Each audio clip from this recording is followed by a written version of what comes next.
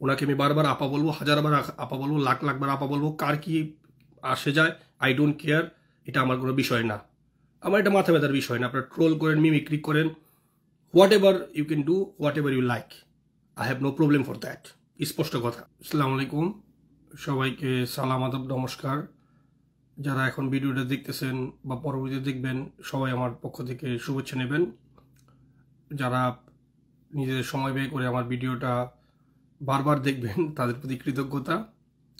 আমি তানভীর। অনেকেই হয়তো এখন আমাকে চেনেন, যারা আগে চিনতেন না তারা এখন হয়তো ভিন্ন কারণে চিনেন। আর যারা আমার ফেসবুক ফ্রেন্ড লিস্টে আছেন, আশা করি সবাই আমাকে জানেন, চেনেন। তো গত কিছুদিন যাবৎ আমি ফেসবুকের বাইরে আমার আইডিটা যে কোনো টেকনিক্যাল সমস্যাগত কারণে আমার আইডিতে আমি অ্যাক্টিভ ছিলাম না, যার কারণে অনেকের মনে ভয় লেগেছে, অনেকে আশঙ্কা প্রকাশ করেছেন, অনেকে আমার বিভিন্নভাবে মেসেঞ্জারে টেক্সট দিয়ে, হোয়াটসঅ্যাপে টেক্সট দিয়ে আমার খোঁজখবর নিয়েছেন। সবাইকে আমি কৃতজ্ঞতা জানাই। আমি একটা ক্ষুদ্র মানুষ, তারপরেও যে আমার কিছু শুভাকাঙ্ক্ষী আছে যারা আমার খবর টবর নেওয়ার চেষ্টা করে, তাদের প্রতি আমার বিনম্র শ্রদ্ধা। যে ইস্যু নিয়ে কথা বলবো আজকে, ঠিক ইস্যু ভিত্তিক কথা বলবো। যদি কেউ কোনো কথা বলেন, কেউ প্রশ্ন করেন, একই প্রশ্ন দুইবার আসলে আমি একবারই উত্তর দেবো, সেটা রিপিট করবো না।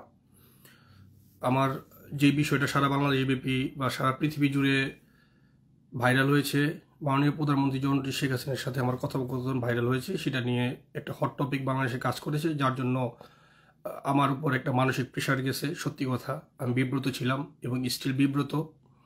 তো এই বিষয়গুলো ক্লিয়ার করা দরকার আপনাদের কাছে।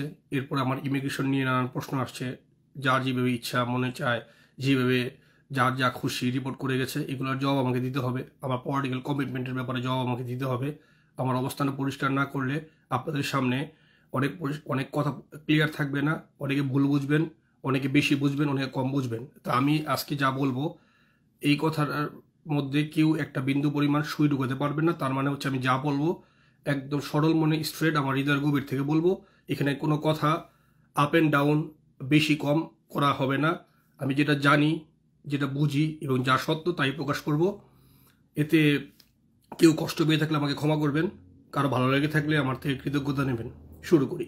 আচ্ছা, মাননীয় প্রধানমন্ত্রী জননেত্রী শেখ হাসিনার সাথে আমার যে কথোপকথনটা ভাইরাল হয়েছে, এটা আমারই কথোপকথন ছিল। আমি কথা বলছি এবং আমি ওনার সাথে একাধিকবার কথা বলেছি, প্রায় 5 বারের মতো।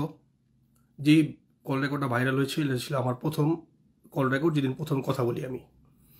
তো একজন আওয়ামী লীগ কর্মী হিসাবে, একজন বঙ্গবন্ধুর সৈনিক হিসাবে আমি, এবং বাংলাদেশের সাধারণ নাগরিক হিসাবে আমার শেখ হাসিনার প্রতি একটা ভালোবাসা, মমত্ব, আবেগ কাজ করবে। সেই আবেগের জায়গা থেকে আমি প্রধানমন্ত্রীর সাথে কল রেকর্ডটা রেকর্ড করি এবং আমার খুব কাছের কোনো কিছু মানুষ আছে, খুব কাছের, তাদেরকে আমি দেই বাংলাদেশেই। তাদের পক্ষ থেকে কেউ হয়তো এটা লিক করে কোনো মিডিয়ার হাতে দিয়ে দেয়, পরবর্তীতে মিডিয়াটাকে হাইলাইটস করে বিশাল এক একটা নিউজে পরিণত করে। প্রথম কথা হচ্ছে, আমি বুকে হাত দিয়ে বলতে পারি, আমি কোনো মিডিয়াকে এই নিউজটি দেইনি। আমার দ্বারা কোনো মিডিয়া, কোনো সোশ্যাল মিডিয়ার হোক, প্রিন্ট মিডিয়া হোক বা টেলিভিশন মিডিয়া হোক, কোনো মিডিয়াতে আমি আমার এই রেকর্ড প্রোভাইড করিনি, দেইনি। আমার যে বিশ্বস্ত মানুষ কিছু আছে, 2-3 জন হতে পারে, 3-4 জন হতে পারে, তাদেরকে আমি দিয়েছি, তাদের কাছ থেকে এটা বেয়াত হয়েছে। এটার জন্য আমি দুঃখিত। আমি আবারও বলবো, আমি আমার জায়গা থেকে রেকর্ডটা করার কারণ ছিল আমার আবেগের জায়গা, ভালোবাসার জায়গা, যখন শেখ হাসিনা আমার আস্থার জায়গা, এই জন্য। আচ্ছা, এবার আসি আপা প্রসঙ্গে।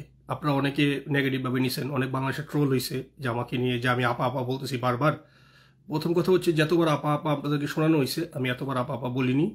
আর যদি বলেও থাকি, এতে আসলে কার গাত্র দেওয়া হয় আমি জানি না, এটা কার কি বিষয়। আমি ওনাকে সম্মান করি, ওনাকে আমি হাজারবার আপা বলবই, এটা আমার আসবেই। আমার জায়গায় আপনারা থাকলে হয়তো বলতেন, হয়তো আপনারা কথা বললে তাই বলতেন। এখন শেখ হাসিনা তো, জননেত্রী শেখ হাসিনা 18 কোটি মানুষের, উনি আমার কেনা সম্পত্তি না। যে কেউ ওনাকে ফোন দিতে পারে, আমি ফোন দিছি, আরেকজন ফোন দিতে পারে, যে কেউ তাকে ফোন দিতে পারে। উনি যার সাথে কথা বলবেন, উনি যা ভালো মনে করেন, উনি কথা বলতেই পারেন।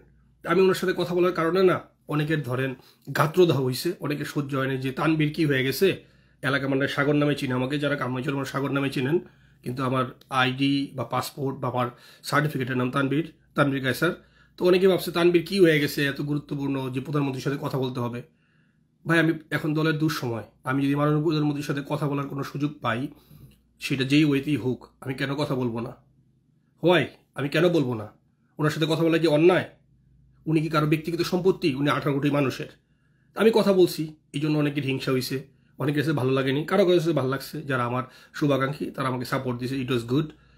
আর আবারও বললাম, এটা আমি ইচ্ছা করে ভাইরাল করিনি, সামও হয়েছে। ওনাকে আমি বারবার আপা বলবো, হাজারবার আপা বলবো, লাখ লাখবার আপা বলবো, কার কি আসে যায়, আই ডোন্ট কেয়ার, এটা আমার কোনো বিষয় না। আমার এটা মাথা ব্যথার বিষয় না। আপনারা ট্রোল করেন, মিমিক্রি করেন, whatever you can do, whatever you like, I have no problem for that. স্পষ্ট কথা।